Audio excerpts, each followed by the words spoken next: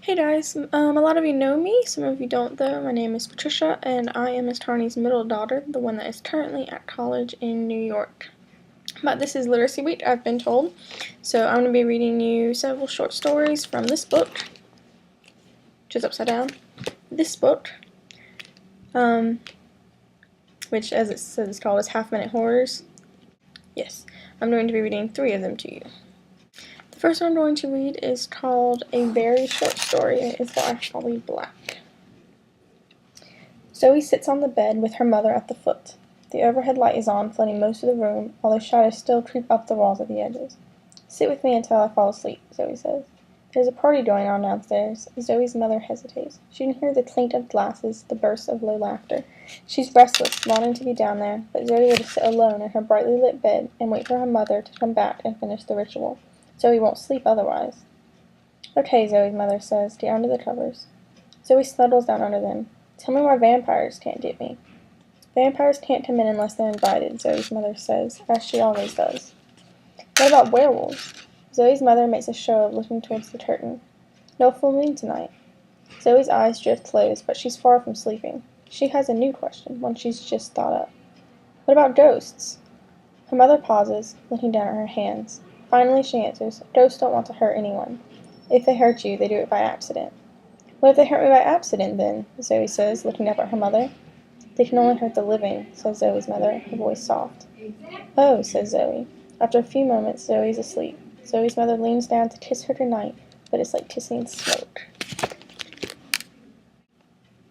The next one is called Chocolate Cake by Francine Prose, and this to me has a bit of humor in it, as well as being slightly scary, I guess, if you look at it that way, but to me it's just kind of funny.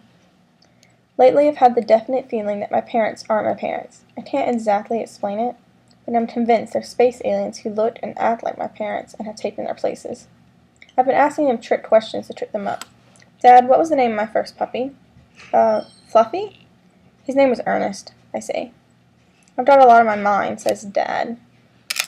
Tonight I'm trying something new. My real mom is horribly allergic to chocolate. She breaks out in a skin rash if she even looks at chocolate. I baked my fake mom a chocolate birthday cake. I watch her eat it. No rash. She smiles. Delicious, she says. Thank you, Timmy. My name is Jimmy, I say.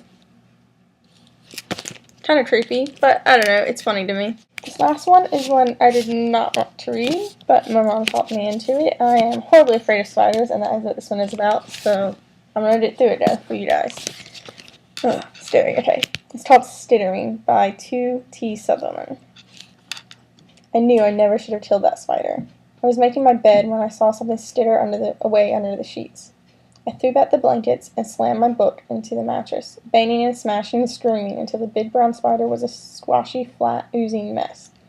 My skin was crawling. Had the spider been in the bed with me all night? I pulled all the sheets off the bed and took them to my mom, and we put them straight in the washing machine. But even with new sheets, I couldn't sleep that night. I kept feeling tiny legs slithering over my skin. Prickly, thin fingers danced across my bare feet, plucking slowly at my pajamas, brushed against my exposed neck. I thought I was imagining things. I tried to ignore it. And then I felt something as small as a pencil eraser land softly on my cheek and scuttled towards my ear. I sat up shrieking. I was still screaming for help when my mom came running in and turned on the light. The ceiling was swarming with spiders. Spiders clambered up the bedpost, prickly arms marched towards me. All around the blanket was a sea of twitching legs and glittering eyes. But they weren't here for me.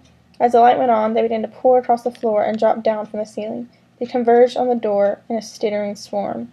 I had killed their mother, and they were here for mine. Super creepy. I hate spiders. Oh, and by the way, for those of you who are curious, there is no snow here right now.